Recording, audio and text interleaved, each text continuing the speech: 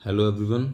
आज हम लोग क्लास 10th का चैप्टर 1 रियल नंबर स्टार्ट कर रहे हैं। तो डेफिनेशन रियल नंबर की अगर हम लेते हैं तो रियल नंबर का डेफिनेशन क्या रहता है? कलेक्शन ऑफ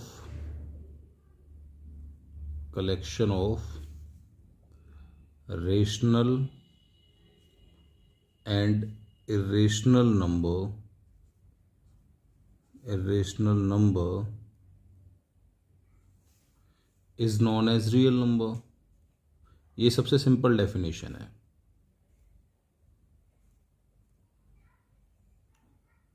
और एग्जाम्पल के लिए अगर हम यहाँ पर लेना चाहें तो आप कोई भी नंबर उठा लीजिए, जो भी आपकी समझ में आ रहा है वो सारा क्या है, आपका रियल नंबर ही है। जैसे मैंने लिया 2, एक लिया 1/5, एक लिया √3, एक लिया 7 राइट 1/2, एक हम डेसिमल में भी ले सकते हैं जैसे 1.3, 1.45 वार, 1.01001, 0001 and so on.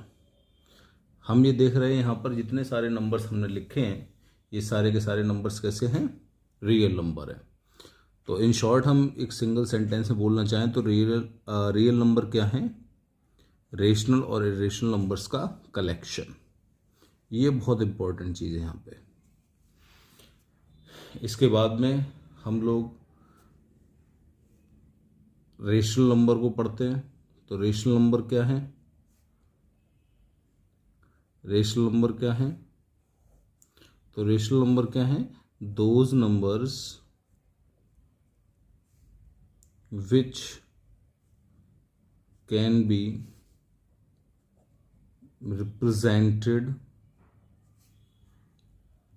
in the form of P upon Q, Q not equals to 0, where P and Q are co-prime numbers known as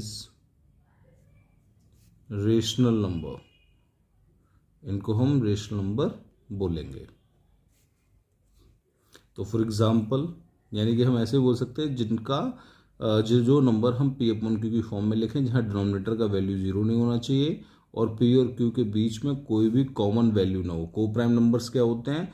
ऐसे दो नंबर्स जिनके बीच में कॉमन फैक्टर 1 हो, इसके अलावा कोई और ना हो। तो two numbers having their HCF as 1 is known as coprime numbers. ऐसे बोल सकते हैं कि दो नंबर जिनके बीच का एचसीएफ 1 है उनको हम क्या बोलेंगे? को प्राइम नंबर्स। तो हमें जो दो नंबर ये न्यूमरेटर डिनोमिनेटर में लिखने हैं वो इस तरीके से लिखने हैं कि इनके बीच का एचसीएफ 1 होना चाहिए। तो इनका एग्जाम्पल देख लेते हैं। एग्जाम्पल हमारे पास 2, 1/3, 1.3, 1.4 बार, ये सारे नंबर्स हमारे कैसे हो जाएंगे? रेशनल नंबर्स हो जाएंगे। इसके बाद में हम बात करते हैं इरेशनल नंबर्स की। इरेशनल नंबर की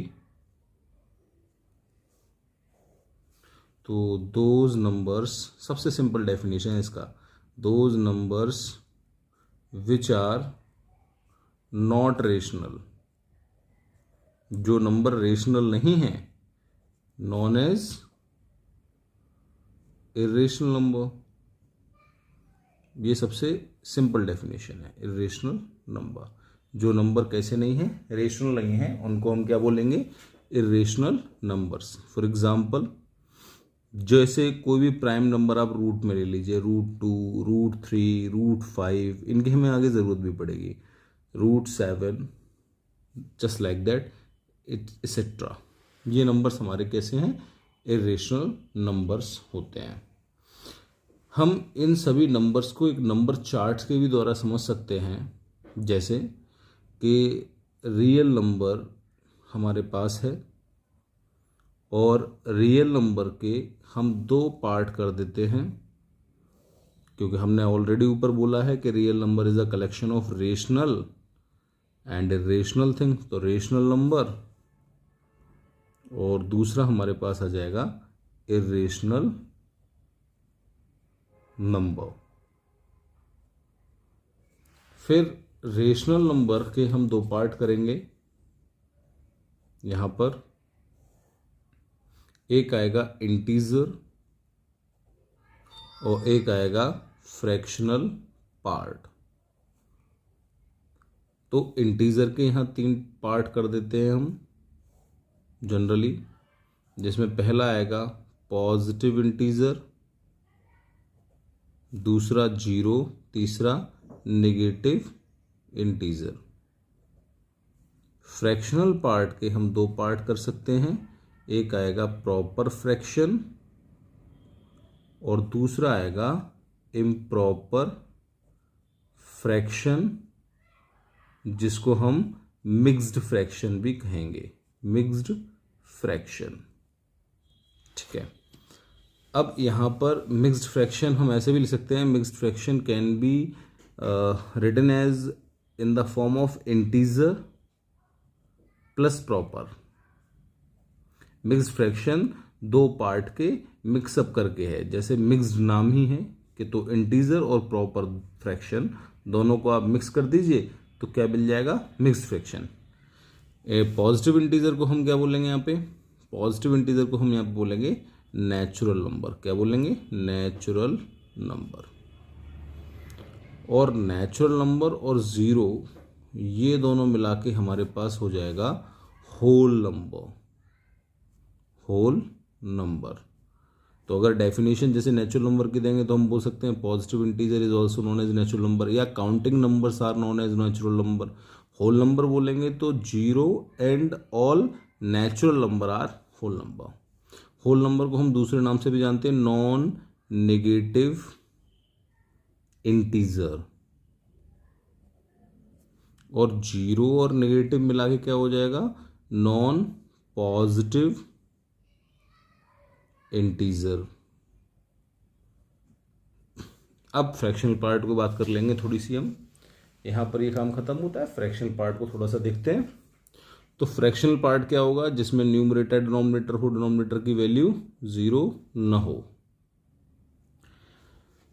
तो फ्रैक्शनल के 2 पार्ट हो गए, प्रॉपर फ्रैक्शन, इम्प्रॉपर फ्रैक्शन।